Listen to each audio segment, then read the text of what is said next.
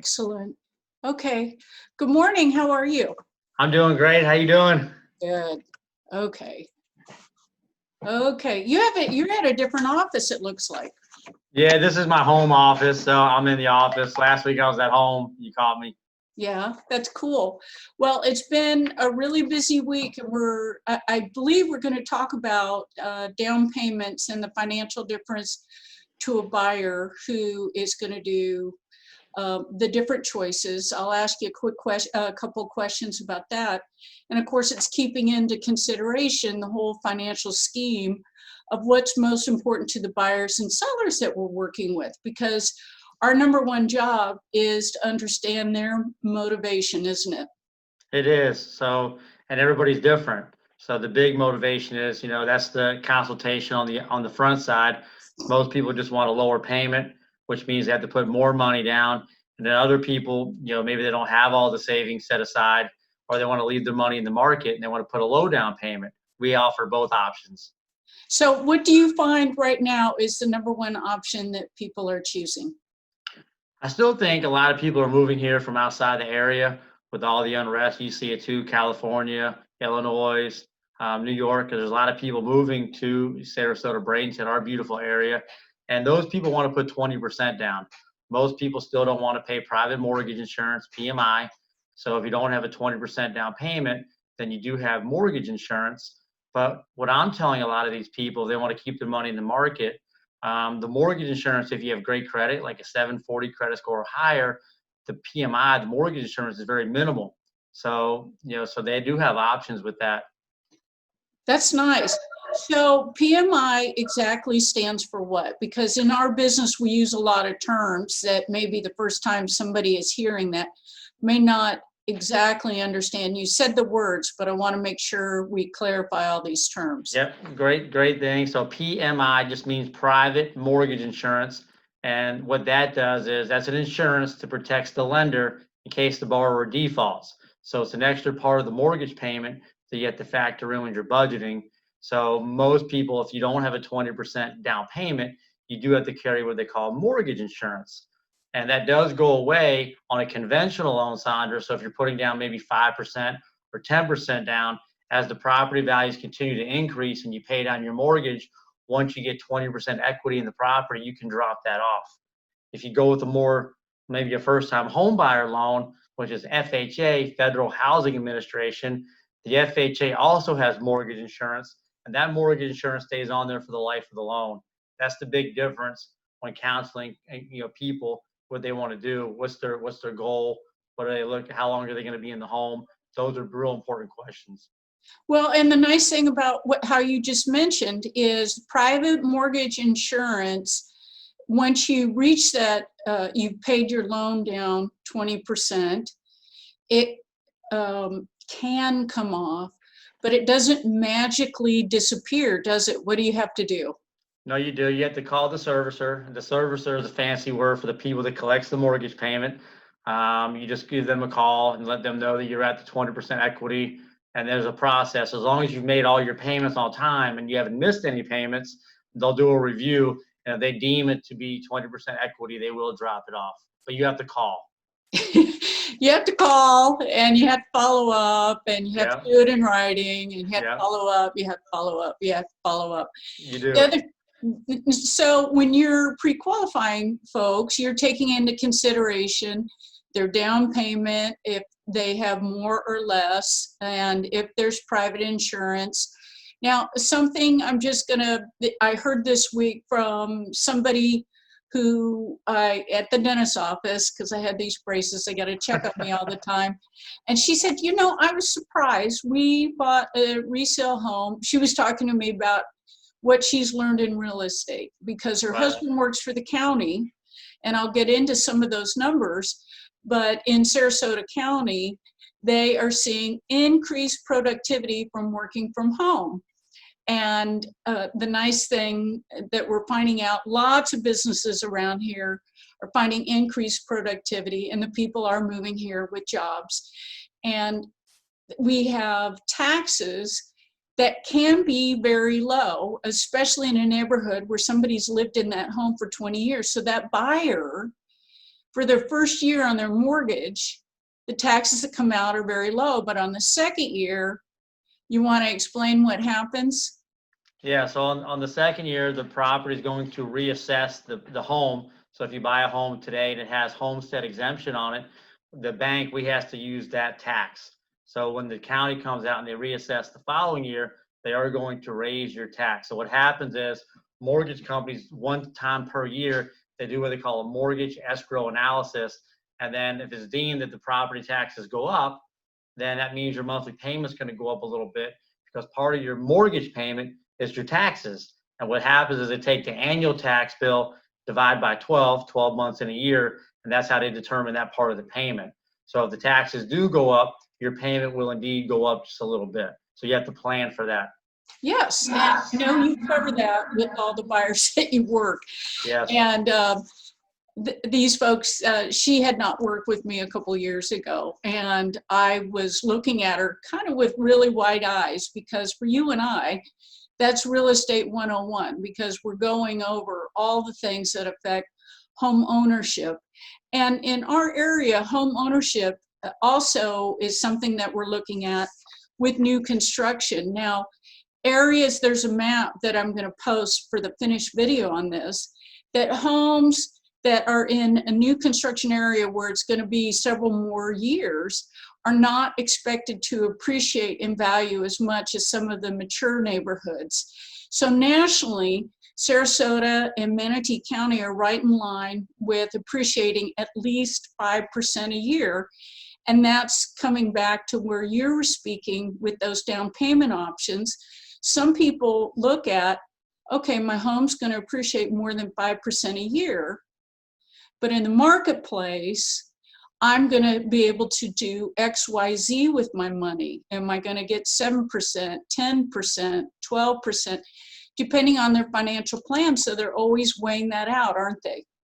I do, and I love the way you always talk about a financial plan. We do like a total market overview, and you do it for homes and statistics, but you also help me lay out a financial plan, because a home is an investment. It's part of your, building your financial future for life. So you do want to find out how much money you need for the acquisition versus what's in your account. And, we've seen some good gains here. And I love the fact that you talk about new construction, because new construction does not appreciate as fast. And I do see people come back 3-4 years later after they buy a new home, and it does not appreciate as quickly, like you said, as far as some of the more established resale neighborhoods. And just real quick, touching on the taxes, the good news for people listening is, if you buy a new home, in the old days, the lenders used to just use the land value for tax, because obviously when you look at the tax bill, if the home's not built yet, you're just based on the land. So in the old days, 08, 09, there was a drastic increase in monthly payment because the lenders were just basing the taxes on the land. Now we don't, Sandra. We take 1.5% of the home's value and we escrow that into the payment up front, so that a year later, we don't have that payment shock. So that's pretty good news. Yep. Yeah, that would be an absolute shock and crazy. Oh my God, how do I come up with this extra $200 or $300 a month? That's a lot of money each month. And the benefit of buying in these great neighborhoods are you want to stay close to your job. Millennials and the silent generation, I didn't know they were labeled that now, but the National Association of Realtors, millennials age 22 to 29, and they call the silent generation 74 to 94. And you and I both work with folks in that their primary, if they're still working, like they're, that older group, greeting at Walmart because they're all there, or begging groceries at Publix just because they're out and about. But they want to be close to friends and family. And we have a lot of multi-generation buyers here, and they're seeing appreciation. But in some of these neighborhoods, the value is coming also close to the amenities.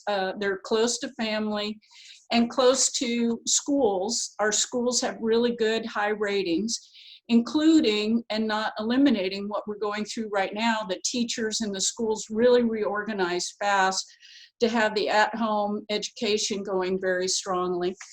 And so in Sarasota and Manatee County, we're outpacing a couple of things that are going on nationally because of our jobs. I'll give you a couple of numbers here, and we'll come back to the homestead exemption, because Florida and Texas are the only two states in the United States that have homestead. Since we touched on that, we'll come back and talk about that because that affects your value. But in Sarasota, in the last 7 days, we had 231 sales, 41 of which were condos, and 21 on the MLS were new construction. And last week, you said, wow, I'm really surprised that number is so low. And I thought about it, and I want to clarify, it is really low because the builders in both these counties have 1,446 listings. It's almost consistent every week. And they have probably triple the number of sales that actually show up in the MLS. My personal sales with builders recently were not on the MLS, and I haven't taken time. Some realtors who have will take the time to put that on the MLS. I might add a couple of those. And Manatee County had 174 sales, 34 of which were condos, 21 new construction. So we're just buffer that. That's probably 1/3 of the actual number in the last 7 days. You and I both know that from the transactions. So Sarasota, average price is up to $283, and Manatee County is at $287 and probably going to inch up just a little bit in the next 7 days. So these are pacing every 7 days. Very strong numbers, maybe low for the overall average, but very strong numbers because of what we know statistically, why people are moving here to be close to family, and also with the jobs. Now let's come back to the homestead exemption. Explain that, because that's awesome. So the homestead exemption, you get a $50,000 off the appraised value. So most times you're going to see an $800 to $900 reduction in what you pay in property tax. But that's not the most important thing with the homestead exemption. I feel the most important thing is you're capped. It's a Florida constitutional thing where it's 3%. Your home can never be taxed more than 3% per year. So that's the big deal. And that's why you mentioned earlier in the video, people have been in their home for 20 years, you get a really low tax. So if you're a buyer and you're looking and you have a great realtor like you know what those property taxes are before you get into a home. So if you're on a budget, sometimes you can buy a more expensive home, okay, and have a lower payment because the homestead exemption is such a powerful tool in the state of Florida. So and I'll give you an example. I had a person looking for a home for $300,000, but they really wanted a $365,000 home, and they never thought they could afford it. But they actually found one with a cheap property tax bill. So believe it or not, the payment for that $365,000 home was roughly about the same as it would be for a $300,000 home. But just working with the right professionals, they were able to, get into their dream home. And that's important. Those are things that take place every day. Well, strategically, that's amazing because it pulls into the other part of it. And that is, we're expecting, when we have somebody who has a job and we pulled their pay stubs and their taxes ahead of time before we even show them property. And we're going to prepare you up front. And if you're not working with somebody who's doing that for you, you want to be prepared so you know exactly strategically where you want to look.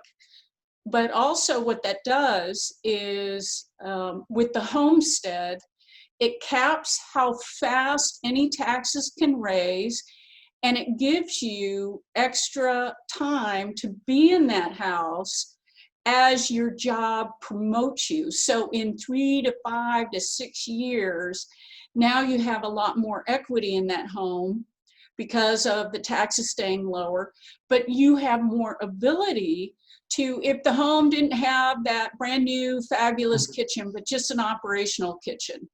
Now you've gotten a promotion at work after 2 to 3 to 5 years. So you can put money back in that home because you bought in a valuable neighborhood, and everything you do to upgrade that home, if you keep pace with what's going on out there in the marketplace for what you should have in that home, right? You're going to have to replace a roof in Florida what is it, Right. every 21 or 23? Yeah, that's about 20, 21 years because of the sun and the weather takes its toll. Some last a little bit longer, but that's about the average. Yeah. And, if there's a homeowner that's not aware of that, or a buyer that's not aware of that, if we're looking at a home and we pull up that sheet that says roof is 21 years old, then we have to either negotiate really well, or depending on the type of loan, they may need a new roof before they can even close. Does that happen very often? Yeah, we're seeing a lot of that right now, and there's a lot of roofers in our area that are willing to help. So what I mean by that is we're seeing a lot of stuff because you get cheaper homeowners insurance too, by the way. So we've talked about property taxes, but homeowners insurance is also costly in the state of Florida, not as much as some of the northeastern states. But I do believe if you have a newer roof, you can get cheaper insurance. So a lot of roofers, once we have the property negotiated, and you can negotiate it where the seller pays it. Sellers usually don't want to pay for it in advance. But if you negotiate it, you build it into the price of the home. Usually when the buyer's approved and we have loan commitment, the roofer then goes out, they put the roof on, and then before closing, everything is all done, all the permits are closed. We can close, seller pays for it, buyer gets a new roof. It's a win-win. Everybody wins. That's exciting. And that's another fun thing. And we'll kind of start wrapping it up is when you put on a new roof right before closing, if the homeowner is only owned that home for a year, Right. it's going to have to be an owner-occupant roof. I've run into that a few times. There is, I don't know why the criteria is like that, but the permit process is if it's an owner that's owned the home for a long time, and of course the builder has to pull a permit. During the title search, we are also making sure that permit is closed. All permits are closed, all utilities are paid, all assessment. If it happens to be a neighborhood down, nice thing in our area is when you're helping somebody budget for a home, it doesn't take into effect, if it's a single family home not in an HOA, they're not budgeting for all the things that you need to take care of the outside of that property, like lawn mowing and bush trimming. And that's Right. This is like Jurassic Park this time. Everything grows. If you had your own goats, and some of my friends do, you might be able to cut costs there. But for folks who are not wanting to do that, almost all of our HOAs everywhere have really great fee structures. In other words, if it comes with fabulous amenities, they're taking care of everything outside, it really pairs up to almost exactly what you would have to spend if you took care of the house yourself. But in buying a condo, you're taking into consideration of those fees, aren't you? You are, and we know, and we always do our homework up front because, like you said, so much goes into the budget, and we want to make sure that the budget is sound, the financials are sound, so there's not going to be any special assessments passed on to the borrower after they buy. So that's something you and I do to look after our clients and make sure they're making good, informed decisions. It's ultimately their decision. We just provide them with the facts to make good decisions. Well, thank you for that. And by the way, in closing, in the last couple of weeks, I've had such a great time talking to all of my current owners who've moved in the last couple of years. And some of them who have new construction over the last couple of years have called you to refinance at this lower is it 2.1 15-year? No, it's 2.25 for a 15-year, which I've never seen it low, and that's with 0 points. There's no buy down. It's a flat rate. So for your customers that are calling, one customer saving over $100,000 in payments. Very, very important. So it makes sense to look at that 15-year right now. And really, that's part of your financial future that we talked about earlier in the video. So you can use these nice financing tools to help you save money and build wealth, because in 15 years, the home's paid for. The person that you mentioned had only been there for 1 or 2 years. So they're going to eliminate, almost, 12 years of, payments. Yeah, that's thrilling. Now, I can post your telephone number, but you want to give a good cell phone number for people to call or text you at? Thank you, Sandra. So the best number is area code 941-724-7653. 941-724-7653. That's awesome. And then just an extra plug. as a realtor since 2016, I founded with my husband the National PTSD Service Association. So we support that with our business. And the nice thing is we're local here in Sarasota and Manatee County. We serve here. We are doing a great job helping veterans, first responders, that's police and firefighters and EMS, with PTSD. And many of them are still working, and those dogs are on the job. I want to shout out to everyone in this area who has done a spectacular job in supporting us, including the local Walmarts and Home Depot. But the civilians are very aware now of that service dog. And so the folks that are still working that have the remnants of PTSD and bringing the dogs to work, and they got to go in the grocery store with that dog, we're finding they have a great amount of respect for our folks who are recipients. So anybody who's thinking about supporting that, it's just go to nptsd.org. Of course, you can call me, the number's there. And we are currently, as we do, continually bringing on new people that we're supporting, matching them up with great dogs. Some of them are rescue German Shepherd dogs. We have a great rescue German Shepherd dog group here. And we have lots of different trainers to match up with our folks and our family to make it happen. So any support that anybody brings in, it goes straight to the recipient and their dog. My business supports everything else.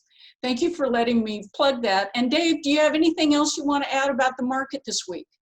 I think the market, we've touched on it in previous videos. Be prepared, do your homework, get pre-approved first, meaning so that you know what the payment is, so that you know how much money you need for a down payment. So that way, when you find your dream home, you're ready to make a move. The market's quick, so you have to make a move quick to get the house that you want. That's awesome. I appreciate you. Have a great Monday, and we'll talk to you next week. Take care. Thanks for all you do, Sandra. See ya. Good job. Bye-bye.